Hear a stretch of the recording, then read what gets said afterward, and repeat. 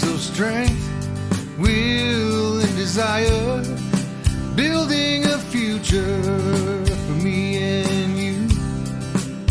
Let's get inspired and shine the spotlight on the CUSW.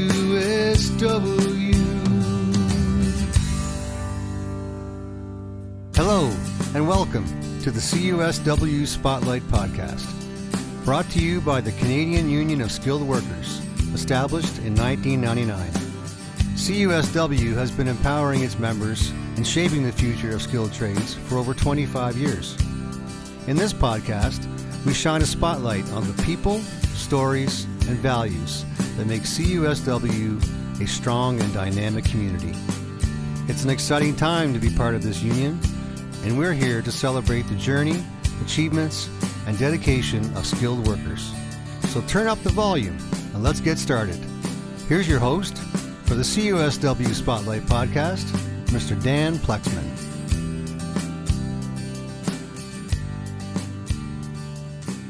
Hello, everyone, and thanks for joining us on the CUSW Spotlight Podcast. Today, we have our good friend Nathan DeGagne joining us. Hi, Nathan. How are you?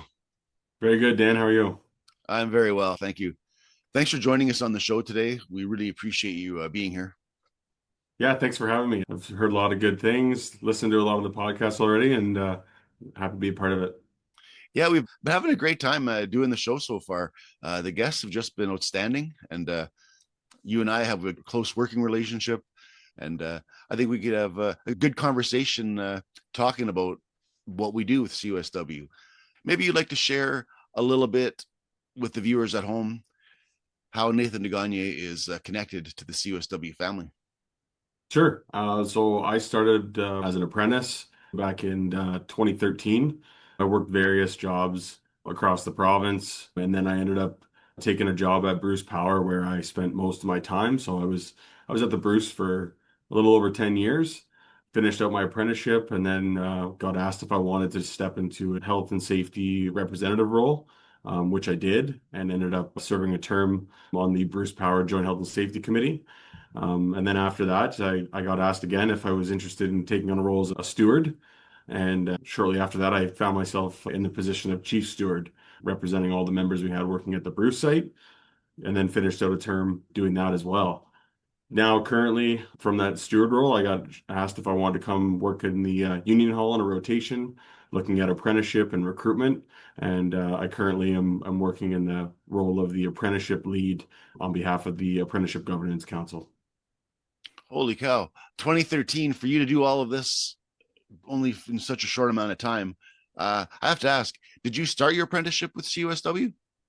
I did, yeah. I started my apprenticeship it would have been right around the middle of 2013. And like I said, I worked a few different jobs across the province for about 6 to 8 months. And then I kind of took the spot at the Bruce, and the rest is history. Nice. So Yeah. I guess if I'm calculating what you've said since 2013 and then what you do now for the last couple of years, you were on the tools for about 10, 11 years. And then the last 2 years, you've been working more directly on the back end of the union business. Yeah, that's about right. The time seems to fly. It doesn't seem like it's been that long, but there's been lots of opportunities that have kind of come up, and I've just jumped at whatever's come my way. And having gone through the apprenticeship program myself, having the opportunity to go back and kind of look at it from a different perspective and offer my kind of feedback and opinion and try to make the apprenticeship program better for future apprentices. So I know from firsthand experience working with you on the different committees that we participating with the union, you're passionate about the apprenticeship program. And I think this passion corresponds perfectly with your real world work experience, being an apprentice and starting your apprenticeship with CUSW. Is this something that just kind of happened, or were you kind of chosen for this position because of your real world experience with CUSW and the time frame you're under? Yeah, I think it kind of just happened on its own, and I was asked if it was something I'd be interested in raising my hand for. Every 3 years, they look at reestablishing the committees and finding new people to participate on those committees. So, they had a call for participation out. I was kind of already involved a little bit with the apprenticeship program in the workplace. So I felt it was a natural fit to be a part of the Apprenticeship Governance Council. And I put my hand up and I was selected as one of the members on there. So it kind of just grew from there and got more involved in different aspects of our apprenticeship program. So. Oh, that's really outstanding, Nathan. Myself, when I first started the electrical apprenticeship, I was in a different province. I worked in that role almost for a year. Then the opportunity to come back to my own town in Ontario came up. I jumped on it. I came back home, and CUSW was the union that I was working for. And I really noticed a difference in how the workers were treated and the general mindset. How do you feel the CUSW kind of treats our apprentices? Yeah, I think the culture as a whole in the workplace has definitely shifted. You talk to some of the older journey persons in the workplace and how they were treated as apprentices is definitely not the case now. But more specifically, our CUSW apprentices under the Apprenticeship Governance Council, our structure is a little bit different. So when you're outside of the union environment or maybe working for a different union, that employer has the direct sponsorship with the governing body of the province for the apprentice. And in our environment, the AGC, Apprenticeship Governance Council, they take on that sponsorship.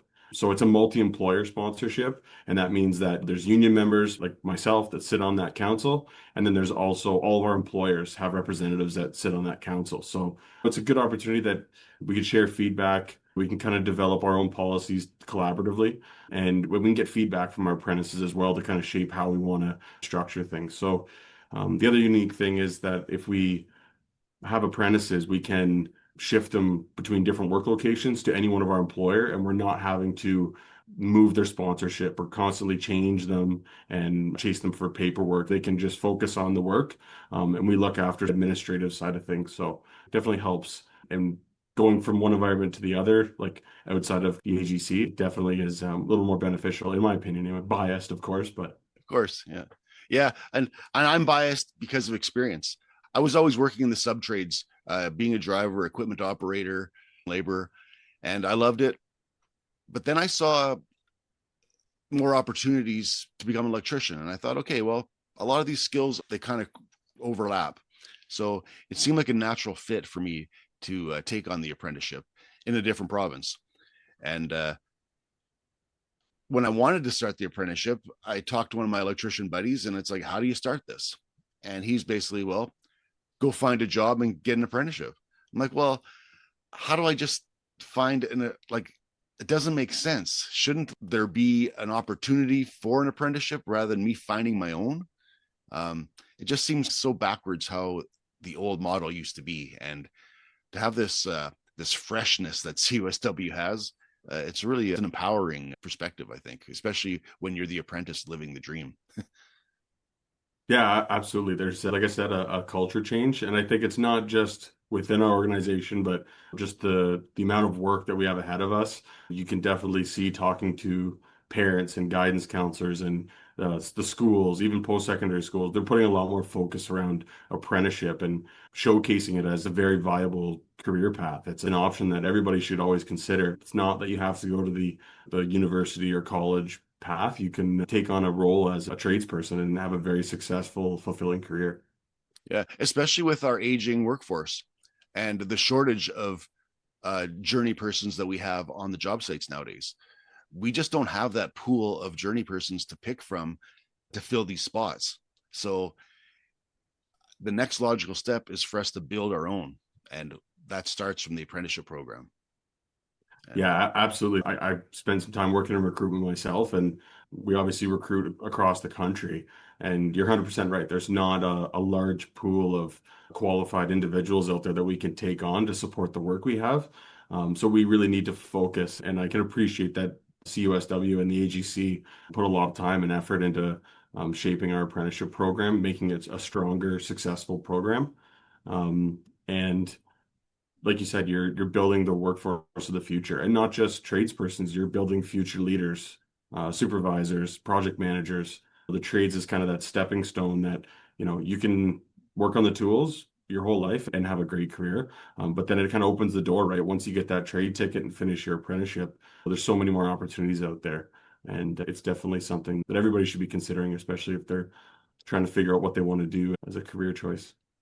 Yeah, I remember when I started my apprenticeship, I was 33 years old. So I wasn't a spring chicken starting a new career. I'd already been in the construction industry for 16 years or so. And I remember taking on that apprenticeship, and my first day on the job, my journey person told me, eyes and ears open, mouth shut. Apprentices don't talk. You do not have an opinion. And it was like, I just spent the last 16 years working on other trades where I was sometimes a subforeman in different positions, telling people what to do and looking out for their safety. And now I'm being told just to keep my mouth shut and don't make any waves. Then I switched over. I came back to Ontario, came back to my hometown. I got to admit, some of the old members, when I first started with CUSW almost 20 years ago now, they did have that attitude where I was the apprentice. A couple of the guys on my crew, they didn't even call me by my name. They called me the apprentice. Get the apprentice to do it. I found that very disrespectful. And I feel so enlightened and I feel so proud to see the shift and to see the change, even in the last 15 years with CUSW and how we actually treat our apprentices. Like I said, from coming from eyes and ears open, mouth shut, you don't want to be heard, to here are roles for you. You're an apprentice now. You can actually represent CUSW. You can actually represent your other fellow workers. And if you see something, speak up. And we're given that right. And we're expected to do this. So it's unlike anything else I've experienced. It really is. Yeah, absolutely. It definitely is a different way to approach the apprenticeship program as a whole and kind of how our workplaces are laid out. But I think it definitely creates a more inclusive environment, right? Where as much as apprentices should have that focus of, my training first, focus on your apprenticeship and trying to get that complete. But there are lots of different ways to participate with, like you said, whether it's in the workplace or on a committee somewhere, they're valued the exact same, right? Whether you have that trade ticket or not, when it comes to being a CUSW member, the same opportunities present themselves. So, Yeah, it's very encouraging. It's really encouraging. With the plight of the modern construction world right now, the industry, obviously, we're short of workers. We've already talked about this, and building our own apprentices is a great way for us to do it. But we also have other connections within our union where we're pulling in from different avenues and different resources to find workers. I remember a conference that we were at last year, I think. There was an organization called Helmets to Hard Hats, and we're bringing in soldiers from military to the trades. We're also looking at women in the trades, Indigenous people in the trades. We're really putting our feelers out for all different types of organizations and community groups where we can feed and pool these new workers. Are there any others in the mix that we don't really know about, or maybe the viewership should hear about? yeah, as far as our partnerships, we put a lot of emphasis behind valuing our partnerships, whether it be with colleges or outside organizations, that we like to align ourselves with those organizations that, have the same values and beliefs. Like you mentioned, Helmets to Hard Hats, Veterans Affairs Canada. We get a lot of good candidates coming out of their military service, and they're looking to start their career kind of adapting to civilian life.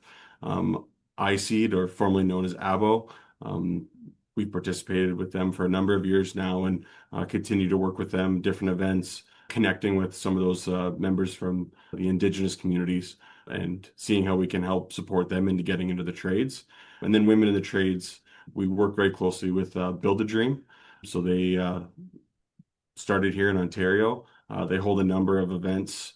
They also work with us on developing pre-apprenticeship programs and training to get more women into the trades. So those are all types of partnerships that help us connect with those trying to look to as a career path into the trades, but we can work with them together to figure out if somebody isn't eligible to get an apprenticeship, how can we support them? How can we give them the skills that they need so that they can successfully enter into the workplace as an apprentice? So I think partnerships are a very important part of what we do. And outside of those organizations, the colleges across the province, We interact with them kind of daily as to different things that they have going on, see if we can send representatives out there to talk to students, support their training that they're doing in class, all with the hopes that we're connecting ourselves and getting our name out there so that more individuals are interested in joining a program.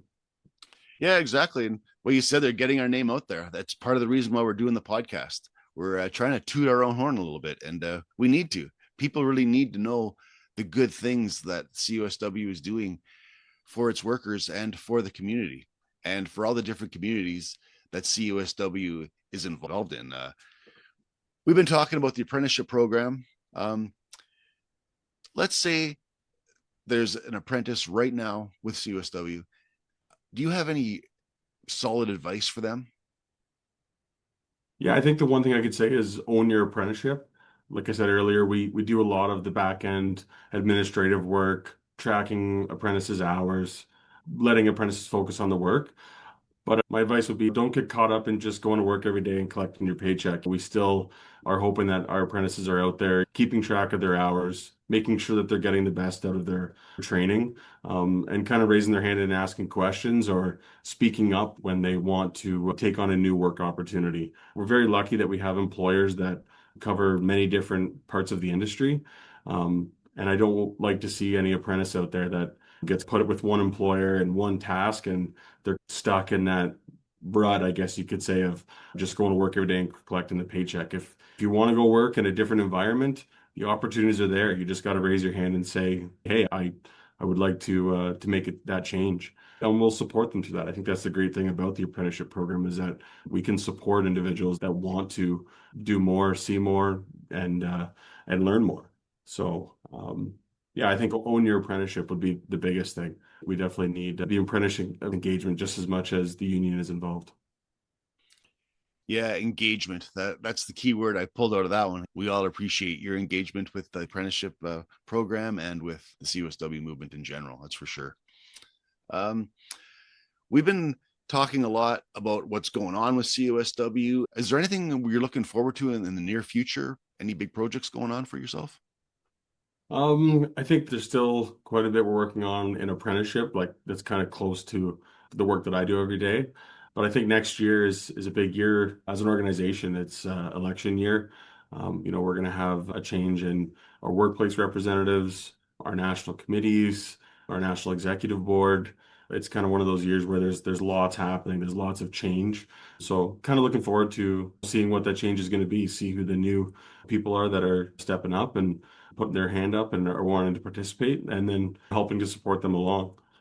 So that would be probably something to look forward to next year because, like I said, it's going to be a busy year, but it'll be good. It'll be good. Yeah, so if I'm understanding what you're saying, there's going to be a change in some of the people and the positions that they're holding within the CUSW. Uh, Maybe right now is a perfect opportunity for those members who haven't really had a lot of participation in the form and functions of the union to actually raise their hand and say, "Hey, I want to step up and be part of this, participate." Yeah, absolutely. I mean, there's a lot of good information on the website or within our constitution that kind of outlines not only the timeline of how these things develop, but also about the good things that we're doing. We're doing a lot through the podcast and through our newsletter and showcasing the work that we're doing every day behind the scenes outside of the workplace. And hopefully that kind of draws in some more people that might see something and say, "Hey, that's something I want to try," or maybe I have a new idea. I should jump on a committee or in the unit somewhere and try to voice my ideas and get more involved. So, yeah, there's always lots to do. There's always lots to participate in. The more people that we have to tap on the shoulder, the better. There's always so many moving parts and so many nuts and bolts holding all of this together, and we need people to turn those nuts and bolts and make those connections. So, if anybody out there, if you're looking, join us, take part in the form and functions of our union. We don't work from the top down, we work from the bottom up. That's how our union runs. It makes me proud to be part of the organization. But as we all know, with any group, with any organization, nothing's perfect.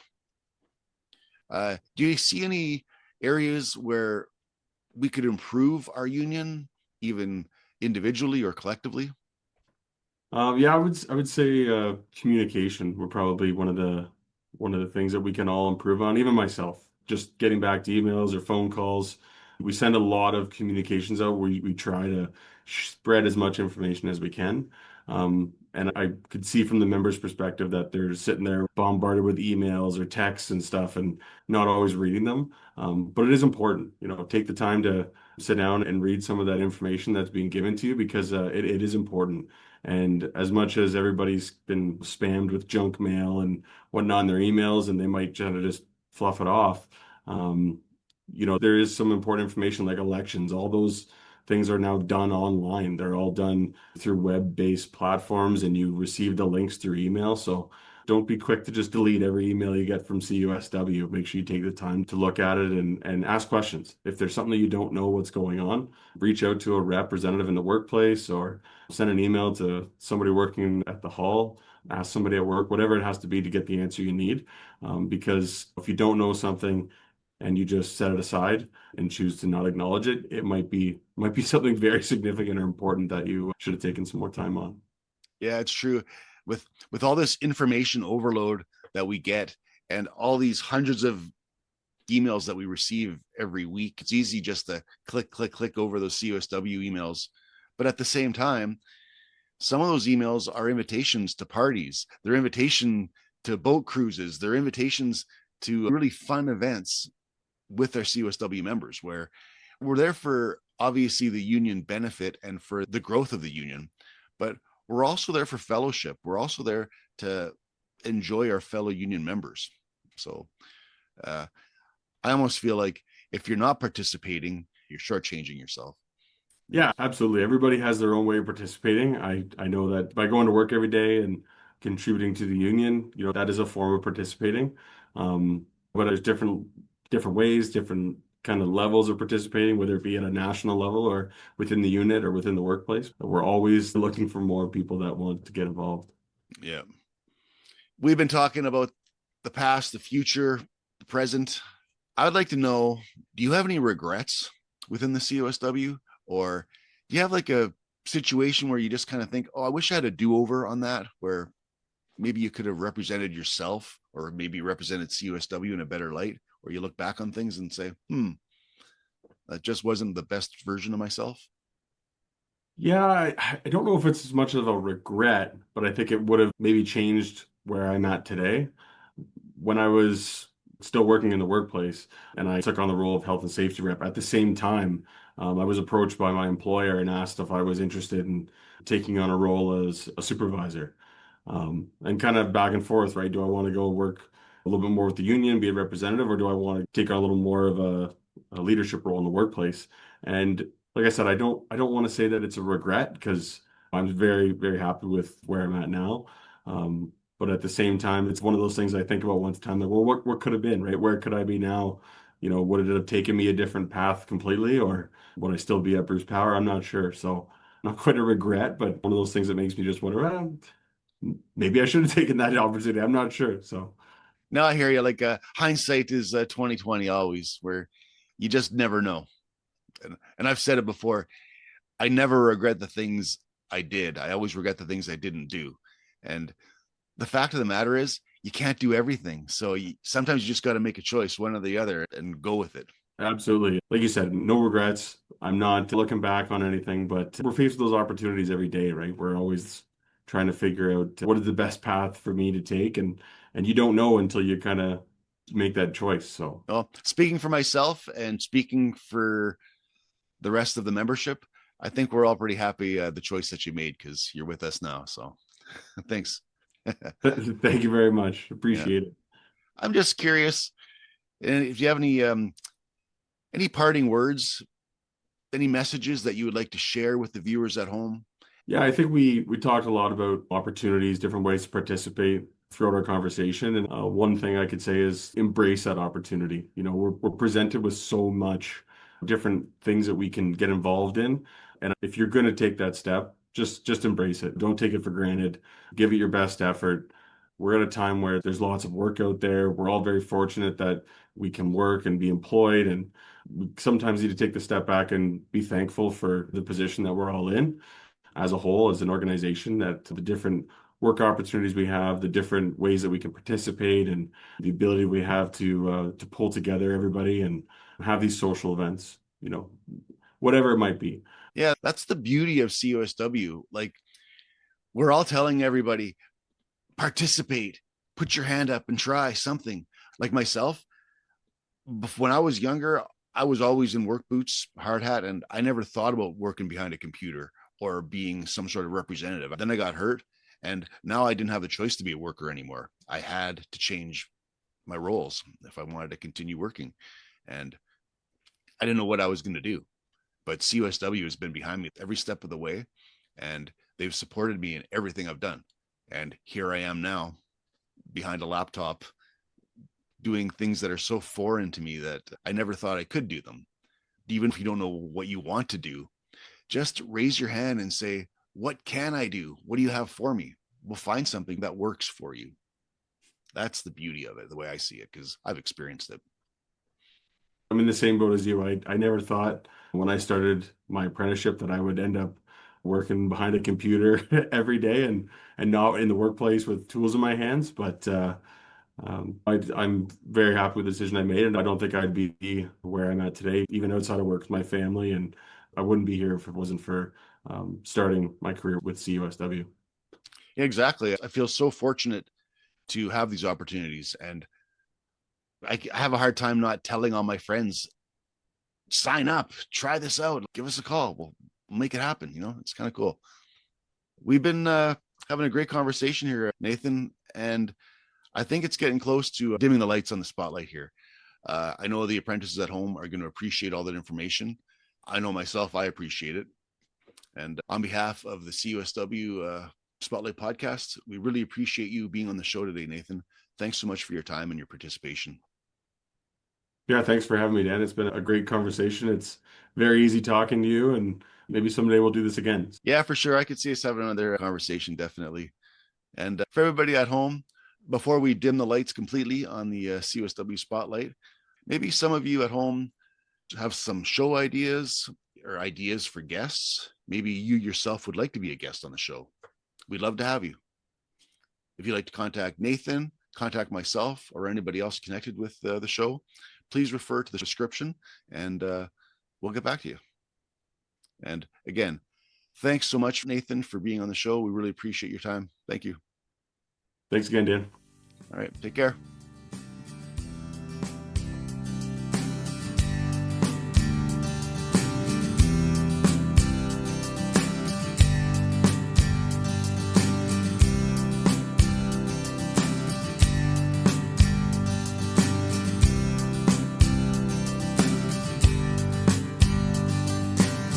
Thank you for shining bright in the CUSW Spotlight. Let's get inspired and shine a spotlight on the CUSW.